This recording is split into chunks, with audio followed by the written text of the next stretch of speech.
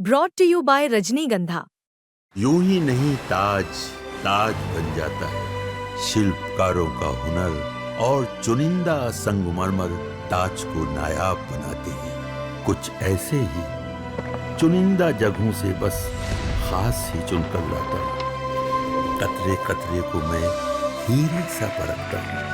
यूं ही नहीं मैं रजनीगंधा बन जाता हूँ। चुनाव में नहीं लगता है कि कुछ घोषणा होना है। जो होना था वो कर दिए हैं। वो डालमिया नगर फैक्ट्री जो है, जब वहाँ अमित शाह जी का कार्यक्रम था, वो उन्होंने जब कुछ नहीं किया तो इनके कहने या करने में कुछ है नहीं। रोजगार देंगे, यहाँ आप बीजेपी को वोट देते हैं और कारखाना बढ़ता है गुजरात में, तो बात तो सही बात बोलते हैं। इसी जिले के रहने वाले भी हैं और कराहगढ़ से चुनाव लड़ने की भी बात सुना गया था कि चुनाव लड़ेंगे। ये अभी तो ऐसा कुछ असर दिख नहीं रहा है। कांग्रेस का उस तरह का यहाँ कोई जनाधार नहीं है। कांग्रेस बस आरजेडी जो भी है, चाहे इंडिया गठबंधन है, उसके बैसाखी पर ही है। यहाँ उनका कोई अस्तित्व नहीं है। मैं हूं मनोज कुमार सिंह और आप देख रहे हैं बिहार तक। माननीय नीतीश कुमार मुख्यमंत्री जी का कल प्रोग्राम सासाराम के फजलगंज स्टेडियम में होने वाला है। चुनाव बहुत नज़दीक है। विधानसभा का चुनाव कुछ ही महीने में होने वाला है।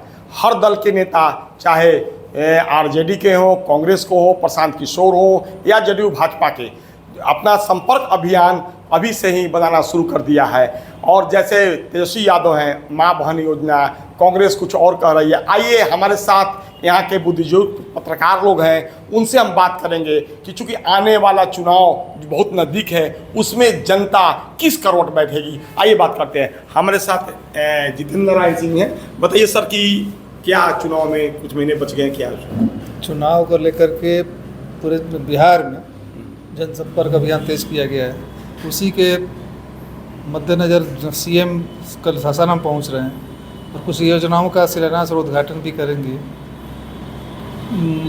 मुझे अभी तो कुछ जानकारी है, उद्घाटन और शिलान्यास जो है वो केवल बहाना है।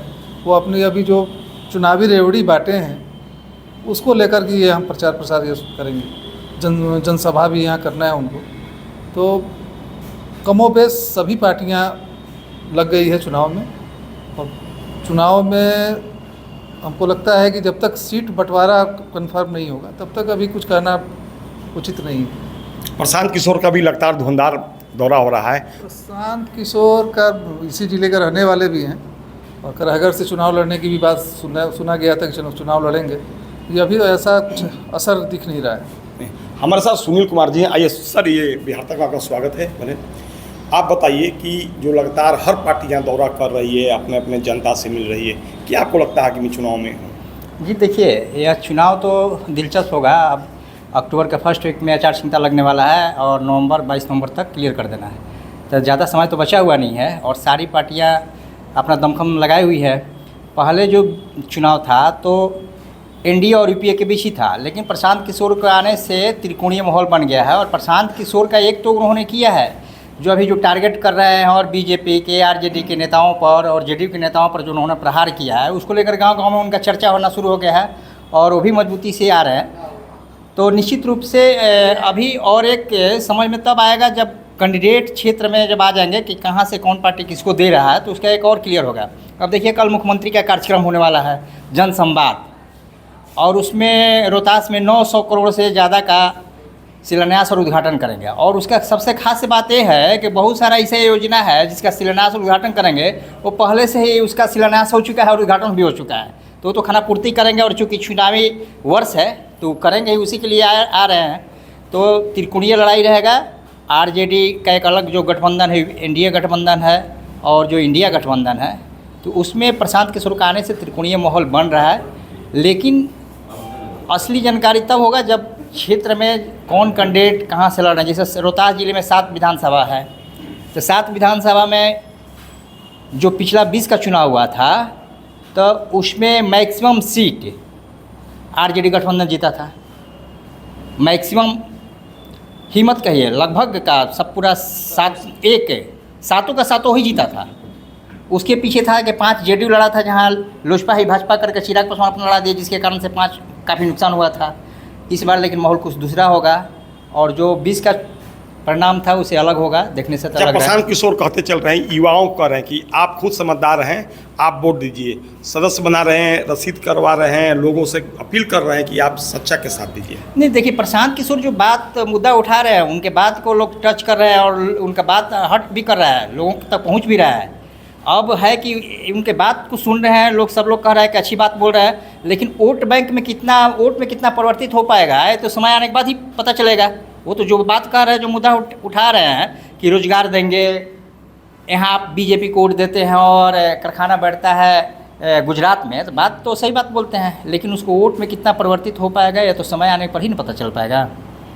जैसे मुख्यमंत्री आ रहे हैं, लोगों का यहाँ जैसे जेडीयू और भाजपा में काफ़ी उत्साह है, लोगों का ये भी आशा है कि डालमिया नगर फैक्ट्री की मेन बात हो रही है और यूनिवर्सिटी की भी बात हो रही है, यूनिवर्सिटी की घोषणा करें। क्या चुनाव में ये कर सकते हैं, क्या हो सकता है कुछ? इस चुनाव में नहीं लगता है कि कुछ घोषणा होना है, जो होना था वो कर दिए हैं। वो डालमिया नगर फैक्ट्री जो है, जब वहाँ अमित शाह जी का कार्यक्रम था, वो उन्होंने जब कुछ नहीं किया तो इनके कहने या करने में कुछ है नहीं। जहाँ तक मेडिकल कॉलेज की खोलने की घोषणा इन्होंने किया है कि रोहतास में मेडिकल कॉलेज खुलेगा, तो ये एक अच्छी पहल है। बताइए कि क्या आपको लगता है आगामी चुनाव को लेकर? मुख्यमंत्री का जो कार्यक्रम है उसमें मूलतः यही है कि जैसे तेजस्वी यादव आए, कांग्रेस के कई नेता, बड़े बड़े नेता लोग आए, वो सारे लोग अपने अपने स्तर से घोषणाएं कर रहे हैं। तो इन लोगों को लग रहा है कि हम लोग भी पीछे न रह जाएं, इसलिए पुरानी नई सब योजनाओं को मिला के ये लोग भी चाह रहे हैं कि जनता के बीच में ये जाए कि हम लोगों ने बहुत बड़ा काम किया है। लेकिन जनता को पता है कि कौन क्या करेगा। और जहाँ तक प्रशांत किशोर की बात है, तो इस चुनाव में प्रभाव जरूर छोड़ेंगे, लेकिन वोट में कितना तब्दील होगा यह कहना बहुत मुश्किल है। कांग्रेस का भी क्या योगदान रहेगा इसमें, क्योंकि काफ़ी भीड़ कांग्रेस में भी रह रही है? कांग्रेस का उस तरह का यहाँ कोई जनाधार नहीं है। कांग्रेस बस आरजेडी जो भी है, चाहे इंडिया गठबंधन है, उसके बैसाखी पर ही है, यहाँ उनका कोई अस्तित्व नहीं है। आप बताइए क्या मतलब आपको लगता है आगामी चुनाव को लेकर? अभी तो आगामी चुनाव के लिए घोषणा होना है, आचार संहिता लागू होगा, तो उसके पहले सारी जो भी पार्टियां, पॉलिटिकल पार्टियां, वो चाह रही है कि हम जितना जनता के बीच जाएं और जो वादा करें ताकि हमको मिले। जैसे भी नीतीश कुमार अभी आ रहे हैं, कल उनका आगमन है सासाराम में, 921 करोड़ की योजनाओं का शिलान्यास और उद्घाटन करेंगे। इसके पहले उन्होंने बिजली मुफ्त की। वो सब पार्टी ये चाह रही है कि ज़्यादा से ज़्यादा घोषणा करें ताकि हमारा वो वोट बैंक ज़्यादा बढ़े। उसके इसी लेकर सबका दौरा अभी चल रहा है सारा राजनीतिक पार्टियों का। प्रशांत किशोर क्या भी दौरा तो हो रहा है, उस पर क्या कारण? अभी प्रशांत किशोर का कुछ वैसा माहौल नहीं दिख रहा है यहाँ पे, ठीक है। अभी मेन तो लड़ाई वही एनडीए और इंडिया गठबंधन के बीच ही है। प्रशांत किशोर हाँ कहीं कहीं कुछ वोट बैंक जो मतदाता है कुछ को नुकसान वो पहुँचा सकते हैं कि इंडिया चाहे एनडीए किसी को नुकसान पहुँचा सकते, लेकिन उनका उम्मीद नहीं लग रहा है कि उस यहाँ से उनका कोई भी सीट आएगा या वैसा कुछ है। सभी दल के नेता अपनी अपनी उपलब्धियाँ गिना रहे हैं जी। या मुख्यमंत्री भाजपा के लोग हो, आरजेडी के तेजस्वी हैं या प्रशांत किशोर, इस पर क्या कहना चाह रहे हैं? सभी लोग अपनी अपनी उपलब्धियां गिना रहे हैं, ठीक है। लेकिन मेन यहाँ पे जो अभी बिहार का चुनाव है वो लास्ट में विकास पे नहीं जातिगत पर आएगा। जातिगत ही यहाँ सबसे बड़ा मुद्दा है। कारण जातिगत ही यहाँ पे आधार पे ही यहाँ का बिहार का चुनाव होता है। भले कितना भी आप विकास कर लीजिए, कोई भी पार्टी विकास की बात करता है, लेकिन जब वोट देने का समय आता है तो उस समय लोग जो है अपने जाति के आधार पर वोट डालते हैं। क्योंकि हम लोगों ने भी देखा है चुनाव से पहले बहुत सारे हम लोग कवरेज करते हैं तो लोग बोलते हैं कि इस बार हम विकास के नाम पर वोट देंगे जो अच्छा होगा, लेकिन जब बटन दबाने की बात आती है तो उस समय उनके जहन पता नहीं कैसे ही आ जाता है कि ये हमारे जाति का है। तो यहाँ जातिगत आधार पे ही चुनाव होगा। जिस जाति को टिकट मिलता है या उसके जनाधार ज़्यादा रहेगा उसको ही यहाँ पे जीत मिलेगी। तो आपने सुना हमारे साथ जो पत्रकार, सीनियर पत्रकार बड़े भाई लोग थे, उनका कहना है कि अभी तो चुनाव कुछ समय है, लेकिन अपनी अपनी राजनीति तो लोग रोटी सेक रहे हैं, यानी विकास के नाम पर कर रहे हैं। अब तो आने वाला समय ही बताएगा कि कौन किसका पलड़ा भारी होता है। मनोज कुमार सिंह, बिहार तक, सासाराम।